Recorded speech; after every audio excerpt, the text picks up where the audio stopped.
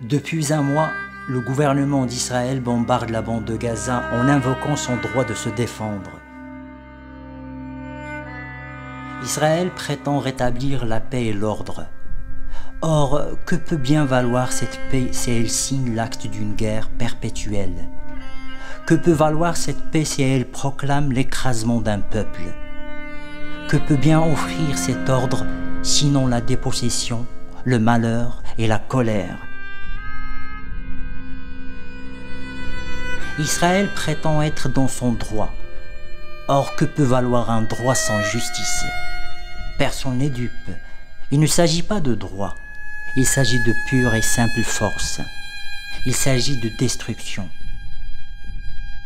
Comment fermer les yeux sur les centaines et les centaines de morts emportés par cette folie meurtrière qui redouble jour après jour? Comment cautionner un tel aveuglement sans nous conspuer nous-mêmes? Nous ne connaissons pas la terreur et la furie, mais nous sommes ce qu'ils sont. Nous sommes ce qu'elles sont, des femmes et des hommes avec la volonté de vivre. La paix, la liberté, la dignité, l'égalité ne sont pas des vains mots. Si nous ne pouvons leur donner toute leur importance maintenant, à l'heure où meurent par centaines les femmes et les hommes de Gaza, ces termes se videront de leur sens et prendront de nouvelles significations. Ils envelopperont de mensonges les injures, les blessures et les meurtres, augmentant ainsi la longue liste des brimades. Ils deviendront les masques sournois et railleurs des plus violentes iniquités. Si les mots de liberté et de justice possèdent encore un sens, nous devons les parler. Ne les laissons pas en pâture aux vautours.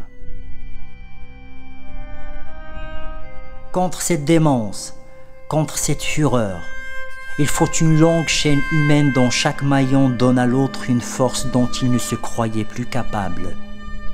Il faut un pont, capable de traverser les fausses frontières et de surmonter les haines orchestrées par les intérêts des puissants. Un tel pont fait du souffle de nos cris et de nos chants ira jusqu'à Gaza. Il faut un mur façonné de nos vies, de nos peines et de nos amours. Un mur dont chacune d'entre nous serait tantôt la brique, tantôt le ciment. Un mur contraire à tous les murs de sévices et d'insultes, à toutes les forteresses de la ségrégation et du racisme. Un mur qui soutiendra notre humanité et non un mur qui la divise, l'écrase et la brise. Il faut un toit pour protéger, un toit solide comme l'affection que se portent les vrais amis. Il faut une grande maison pleine de fenêtres pour expulser l'obscurité de la mort et du bruit. Un édifice ouvert à la lumière pour chasser les cauchemars trop réels des bombes et du sang. Il faut une maison, pour reprendre les mots du poète Mahmoud Darwish, belle, comme la rencontre du rêve et de l'éveil, comme le soleil qui, dans les habits de l'orange, s'en va à la mer. Contre ce délire de fer et de feu, il faut une immense clameur, capable de parler plus fort que les armes et d'enrayer la guerre, ne fût-ce que pour dire à Gaza que nous ne l'abandonnons pas. Cette clameur, ce sera notre marche pour la justice, notre marche pour la paix, notre marche pour Gaza. Offrons à Gaza ce qui nous appartient en propre, ce que nul ne peut nous nier, fût-il accoutré des artifices de nos gouvernements. Donnons au peuple de Gaza notre solidarité. Offrons-lui notre amitié. Marchons pour Gaza comme si nous pouvions serrer ses enfants dans nos bras. Marchons pour Gaza comme si nous pouvions ouvrir ses portes, comme si nous pouvions éteindre tous les brasiers.